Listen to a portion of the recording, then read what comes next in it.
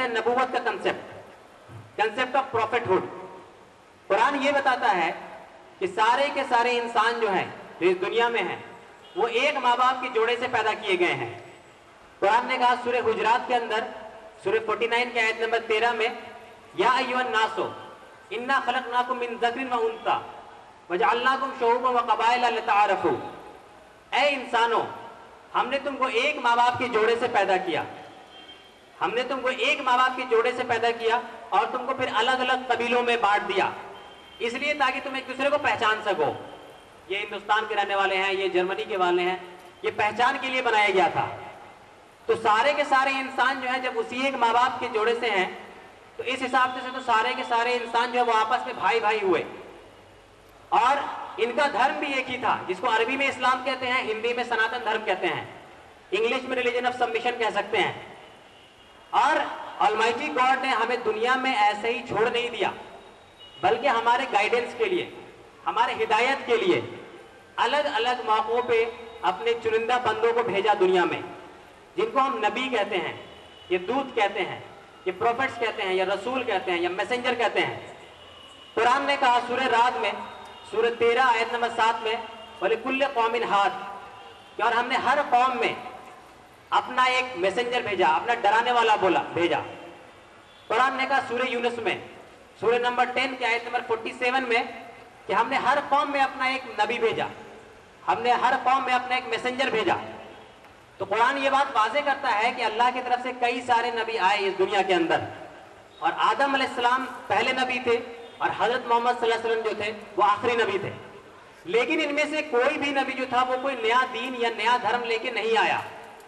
बहुत सारे लोगों को यह गलतफहमी है कि इस्लाम धर्म जो है वो हजरत मोहम्मद सल्लल्लाहु अलैहि वसल्लम लेकर आए, या इस्लाम धर्म के फाउंडर संस्थापक हजरत मोहम्मद सल्लल्लाहु अलैहि वसल्लम थे। इसलिए बहुत सारे गैर मुस्लिम भाई मुसलमानों को मोहम्मदन भी कहते हैं, जो कि एक गलत टर्मिनोलॉजी है। इस्लाम जो है वो अल्लाह का बनाया हुआ दीन है, ईश्वर का बनाया हुआ धर्म है। ये हजरत मोहम्मद सल्लल्लाहु अलैहि वसल्लम का बनाया हुआ धर्म नहीं है। हजरत मोहम्मद सल्लल्लाहु अलैहि वसल्लम उसके सिर्फ आखिरी नबी थे। तो कुरान ने फरमाया सूरह निसा के अंदर सूरह नंबर 4 के आयत नंबर 163 में कि इन्ना औहैना इलैका कमा औहैना अला नूह, कि हमने आपके ऊपर वही की। हजरत मोहम्मद सल्लल्लाहु अलैहि वसल्लम को कहा जा रहा है कि हमने आपके ऊपर वही भेजी, अपनी वाणी को अवतरित किया उसी तरह जैसे हमने आपसे पहले नूह के ऊपर की। यानी हमने जो ये वाणी भेजी आपके ऊपर, कोई आप पहले नहीं है, बल्कि आपसे पहले नूह को भी भेजा, और उसके बाद इब्राहिम को भी भेजा, इस्माइल को भी भेजा, इसहाक को भी भेजा, याकूब को भी भेजा, ईसा को, मूसा को, सबको भेजा। तो उसी ईश्वर की वाणी बार बार अवतरित हुई है इस दुनिया में। और इसी बात को कुरान ने दूसरी जगह कहा सूरह शूरा में सूरह नंबर 42 के आयत नंबर 13 में, जहां पे अल्लाह पाक ने यह कहा कि हमने आपके ऊपर वही धर्म भेजा है, हमने आपको वही धर्म दिया है जो हमने आपसे पहले नूह को दिया और मूसा को दिया और ईसा को दिया और इब्राहिम को दिया। तो ईश्वर ने यह बात हमें बिल्कुल साफ की कुरान की इन आयतों की रोशनी में कि उसी अल्लाह का बनाया हुआ दीन को बताने के लिए कई नबी इस दुनिया में आए, और जो नबी इस दुनिया में आते थे तो उनके ऊपर जो अलमाइटी गॉड अपनी वाणी को अवतरित करता था, अपनी आयतों को रिवील करता था, वो आयतें किताब के फॉर्म में होली बुक कहलाती हैं। वो आयतें किताब के फॉर्म में होली बुक कहलाती हैं, और इसीलिए आज हम देखते हैं कि आदि ग्रंथ है या होली बाइबल है या कुरान है। तो ये सब असल में उसी अलमाइटी गॉड की तरफ से रिवील वर्ड्स थी। तो जब उसी अलमाइटी गॉड ने रिवील किया था तो ये अलग अलग धर्म नहीं फैला सकती हैं, ये एक ही धर्म के बारे में बताती हैं कि वो ईश्वर का धर्म है, वो अल्लाह का दीन है, वो अलमाइटी गॉड का रिलीजन है। और अलमाइटी गॉड ने अपने आप को बताने के बाद क्लियर भी किया है, कहीं कुछ गलतफहमी ना हो जाए इंसान को। यानी हम उस एक ईश्वर को अलग अलग नामों से पुकार सकते हैं, लेकिन इसका मतलब ये नहीं कि वो अलग अलग ईश्वर है। मिसाल के तौर पे वेदों ने इस बात को बिल्कुल क्लियर किया, क्योंकि वेदों के अंदर 33 डिफरेंट एट्रीब्यूट्स बताए गए ऑलमाइटी गॉड के, 33 अलग अलग गुणात्मक नाम बताए गए, ब्रह्मा, विष्णु, महेश, शिव, गुरुत्मान, आर्यम, यम, वरुण, अलग अलग नाम बताए गए। लेकिन कई जगह फिर ये क्लियर कर दिया कि ये सारे के सारे नाम उसी एक ईश्वर के हैं, यानी ये सारे के सारे अलग अलग ईश्वर नहीं है, बल्कि उसी एक ईश्वर के ही कई सारे नाम हैं। ऋग्वेद के अंदर दूसरे मंडल के पहले सूक्त में 3, 4, 7, 9, 11 मंत्र, जब आप इन मंत्रों को पढ़ेंगे तो वहां पे ये बिल्कुल साफ कर दिया गया है। यहाँ पे ये कहा जा रहा है कि ईश्वर, हे ईश्वर, तुम ही विष्णु हो, तुम ही ब्रह्मा हो, तुम ही सरस्वती हो, तुम ही इंद्र हो, तुम ही अग्नि हो, तुम ही वरुण हो, तुम ही अर्यम हो। साफ किया जा रहा है कि तुम ही हो, उसी एक ईश्वर को ही कहा जा रहा है, तुम ही ये सारी क्वालिटीज वाले ऑलमाइटी गॉड हो। यानी ये बात यहाँ साफ की जा रही है कि अलग अलग ऑलमाइटी गॉड नहीं है। उसी तरह ऋग्वेद में ही पहले मंडल के 164वें सूक्त के 46वें मंत्र में ये बताया गया कि उसी एक ईश्वर को वरुण कहा गया है, यम कहा गया है, इंद्र कहा गया है, और फिर कहा गया एकम सद्विप्रा बहुधा वदंती, कि उस एक ईश्वर को ज्ञानी लोग अलग अलग नामों से पुकारते हैं। तो यहाँ पे ये बिल्कुल साफ कर दिया गया वेदों के अंदर भी कि वो ऑलमाइटी गॉड है, उसके कई सारे नाम हैं, लेकिन इसका मतलब ये नहीं कि वो अलग अलग पर्सनालिटी है। और कुरान भी यही कहता है सूरह इसरा के अंदर 17वें सूरह के 110वें आयत में, रहमान हसना, तुम उस अल्लाह को अल्लाह कहो या रहमान कहो, चाहे तुम जिस नाम से भी पुकारो, सारे खूबसूरत नाम, सारे अच्छे नाम हैं, वो उसी अल्लाह के हैं। तो जब हम इन सब बातों पर गौर करते हैं तो हमें मालूम चलता है कि असल में ऑलमाइटी गॉड एक ही है, और उसी की तरफ से ये अलग अलग रिवील वर्ड्स थे, और आज शायद अपने प्योर फॉर्म में ना हो। और उसी ईश्वर ने जब ये बातें बताई तो उनका बनाया हुआ अलग अलग धर्म कहां से आ सकता है? ये कैसे मुमकिन है कि ईश्वर ने कुछ लोगों से कहा कि तुम इस्लाम फॉलो करो, कुछ लोगों से कहा कि तुम लोग अलग धर्म हिंदू फॉलो करो, और तुम लोग कोई अलग धर्म क्रिश्चियनिटी फॉलो करो? यानी आदमी अकल भी लगाए तो ये बात समझ में नहीं आएगी। जब वो ईश्वर एक है तो उसका धर्म एक है, धर्म एक से ज्यादा नहीं हो सकता। और बात इतनी ही नहीं है, बल्कि ईश्वर ने जिंदगी गुजारने के बाद इंसान के साथ क्या होगा इसके बारे में भी अपनी किताबों में बता दिया, ताकि लोगों के ऊपर बिल्कुल ये साफ हो जाए कि अगर वो ईश्वर की बात मान के जिंदगी नहीं गुजारते हैं, अगर वो उस ऑलमाइटी गॉड की टीचिंग के हिसाब से जिंदगी नहीं गुजारते हैं, तो उनके साथ फिर क्या होगा। और कुरान ने जो हमें तस्वुर दिया, कुरान ने जो बताया, वो ये किया, साफ किया कि इस दुनिया में इंसान कुछ वक्त के लिए आया है और ये जगह इम्तिहान की है, उसके बाद फिर इंसान मर जाएगा, और मरने के बाद अपने अपने कर्मों के हिसाब से इंसान का जो है फैसला होगा।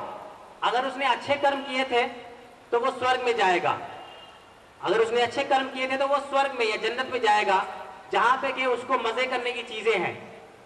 और अगर उसने बुरे कर्म किए थे तो वो नरक में जाएगा, जहन्नम में जाएगा, जहां पे उसके लिए अजाब है, तकलीफें हैं, परेशानियां हैं। तो अगर उसी ऑलमाइटी गॉड के ही तरफ से ही ये किताबें आई हैं, तो ऑलमाइटी गॉड ये भी बताएगा कि मरने के बाद इंसान के साथ क्या होने वाला है। तो कुरान ने तो ये बात बिल्कुल साफ की है कि मरने के बाद इंसान इस दुनिया में नहीं आएगा, बल्कि क़यामत के दिन उसका हिसाब किताब होगा और वो जन्नत या जहन्नम में जाएगा।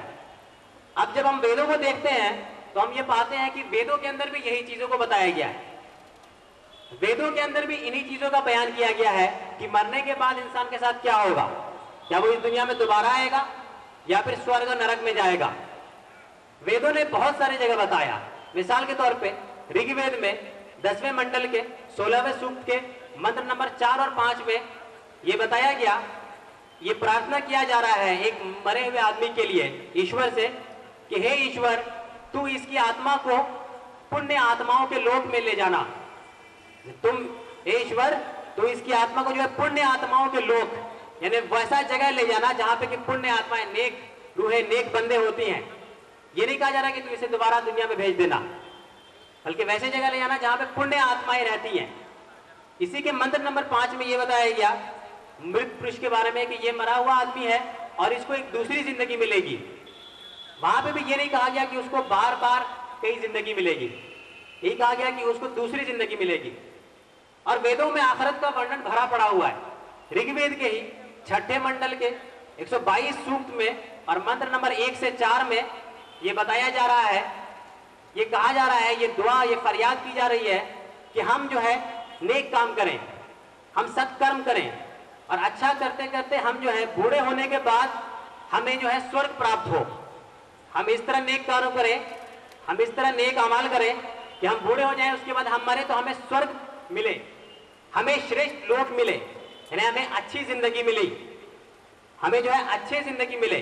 और फिर ये कहा जा रहा है शादीशुदा जोड़े से, हे दंपत्ति, यानी हे शादीशुदा जोड़े से ये कहा जा रहा है कि तुम लोग जो है अच्छे कर्म करो और परलोक को ध्यान में रख के अपना कर्म करो। यानी तुम जो अमल करो दुनिया में तो ये ध्यान रखो, आखिरत का ध्यान रखो, यानी तुमको मरने के बाद वहां पे जाना है, इस चीज का ध्यान करो। तो वेदों में बहुत सारी जगह बताया गया कि इंसान स्वर्ग लोक में जाएगा अच्छे कर्म करने के बाद, और नरक का भी वर्णन बहुत जगह है। ऋग्वेद के ही 4वें मंडल के 5वें सूक्त के 4थे और 5वें मंत्र में बताया गया कि जो अज्ञानी लोग होते हैं, जो ईश्वर की बात नहीं मानने वाले लोग होते हैं, जो दुराचारी लोग होते हैं, जो बुरे लोग होते हैं, वो लोग नरक में जाते हैं, वो लोग नरक में जाएंगे। उसी तरह स्वर्ग या जन्नत के बारे में बताया गया अथर्ववेद के 4थे कांड के 34वें सूक्त के 6ठे मंत्र में। यह बताया गया कि स्वर्ग में जो है स्वर्ग की नेमतों को गिनाया जा रहा है, जन्नत की नेमतों को गिनाया जा रहा है, और यह कहा जा रहा है कि तुमको, ये दुआ की जा रही है कि तुमको जो है दूध और दही से भरी हुई नदियां मिले, जिनके किनारे जो है शहद से बने हुए हो, और जिसमें दूध बहता हो, न पानी बहता हो और दही बहता हो, तुम्हें वो सब मिले, और तुम्हें खूब अच्छी अच्छी चीजें मिले। ये सब बयान बिल्कुल वैसे ही है जैसे हम हदीस में पढ़ते हैं कि जन्नत में दूध की नदियां होंगी और इसकी नहरें होंगी, वहां भी यही बताया जा रहा है। उसी तरह इसी अथर्ववेद के 4वें कांड के 34वें सूक्त के दूसरे मंत्र में यही बताया गया कि तुम अच्छे कर्म करो और फिर तुम्हें स्वर्ग मिले, और वो जगह जहां बहुत अच्छी जगह है और वहां तुम्हें बहुत सारी औरतें भी मिलेंगी, यानी वहां भी जन्नत की नेमतों का जिक्र हो रहा है कि क्या क्या तुम्हें इनाम में मिलेगा। इसी अथर्ववेद के दूसरे कांड के 34वें सूक्त के 5वें मंत्र में भी ये कहा गया कि अच्छे कर्म करोगे तो स्वर्ग मिलेगा। तो ये सब बातें भरी पड़ी हुई है। उसी ईश्वर ने बताया स्वर्ग नरक के बारे में भी इसी वेद के अंदर, और फिर बाइबल के अंदर भी बताया बार बार, जहां पे कि जीसस क्राइस्ट वादा करते हैं किंगडम ऑफ हेवन ले जाने की, किंगडम ऑफ हेवन ले जाने की, जहां पे कि जन्नत की जिंदगी है या जहां पे इटर्नल लाइफ है। ये चीज भी बाइबल में बार बार आया।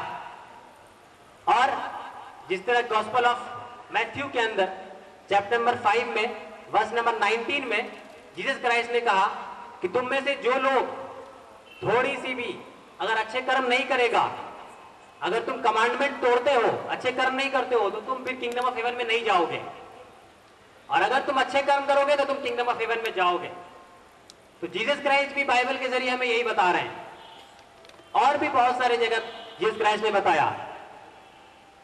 गॉस्पेल ऑफ मैथ्यू के अंदर चैप्टर नंबर 7 के वर्स नंबर 21 में उन्होंने कहा कि हर कोई जो कहेगा मुझे लॉर्ड लॉर्ड, वो जन्नत में नहीं जाएगा, वो किंगडम ऑफ हेवन में नहीं जाएगा, बल्कि किंगडम ऑफ हेवन में तो सिर्फ वही जाएगा जो who do the will of my father, जो ईश्वर है उसके बताए हुए तरीके पे चलेगा, उन्होंने जो बताया है उसके हिसाब से चलेगा, वही सिर्फ किंगडम ऑफ हेवन में जाएगा।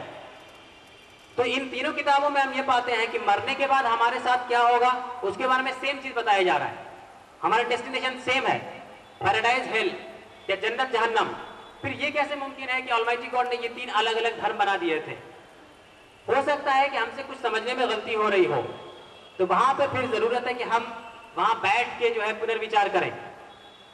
और आमतौर पे एक बड़ी परेशानी जो होती है, जो हमारे सनातन धर्मी भाई या हिंदू भाइयों के नजदीक होती है, वो जब उनसे ये हम कहते हैं कि ईश्वर की कोई प्रतिमा नहीं है, कोई रूप नहीं, कोई रंग नहीं, तो वो फिर एक प्रॉब्लम पेश करते हैं जो कि बहुत जायज प्रॉब्लम है। अब वो ये कहते हैं कि अगर उस ईश्वर की प्रतिमा नहीं है तो फिर हम उसका ध्यान कैसे करें, उस ईश्वर का हम ध्यान कैसे करें? और ये एक बहुत ही जरूरी सवाल है कि अगर अल्लाह की कोई तस्वीर नहीं, कोई अक्स नहीं, तो फिर उस पर हम ध्यान कैसे करेंगे? तो मुसलमानों के अंदर से तो आमतौर पर यह ध्यान करना चला गया है, लेकिन हमारे हिंदू भाइयों के अंदर ध्यान करने का बहुत इंपॉर्टेंस है। तो ध्यान करना वाकई मुश्किल है उस ऑलमाइटी गॉड का जिसकी कोई तस्वीर नहीं, जिसका कोई रूप नहीं, जिसका कोई रंग नहीं, जिसका कोई आकृति नहीं। तो उसी ध्यान करने के प्रॉब्लम को आखिरी नबी जो थे हजरत मोहम्मद सल्लल्लाहु अलैहि वसल्लम, उन्होंने भी उसका हल दिया। और उन्होंने हल इस तरह दिया, उन्होंने कहा कि जब तुम नमाज के लिए खड़े हो, जब तुम नमाज के लिए खड़े हो तो ये कोशिश करो कि तुम अल्लाह को देख रहे हो। फिर कहा कि तुम ऐसा नहीं कर सकते हो, तुम ऐसा नहीं कर सकते हो। तब उन्होंने कहा तो तुम इतना ध्यान करो कि अल्लाह तुम्हें देख रहा है। ये कंसंट्रेशन बनाने के लिए रसूलुल्लाह सल्लल्लाहु अलैहि वसल्लम ने हमें बताया था, ये ईश्वर का ध्यान बताने के लिए किया था कि जब तुम नमाज के लिए खड़े हो तो इतना ध्यान लगाओ ये सोचो कि ईश्वर तुम्हें देख रहा है।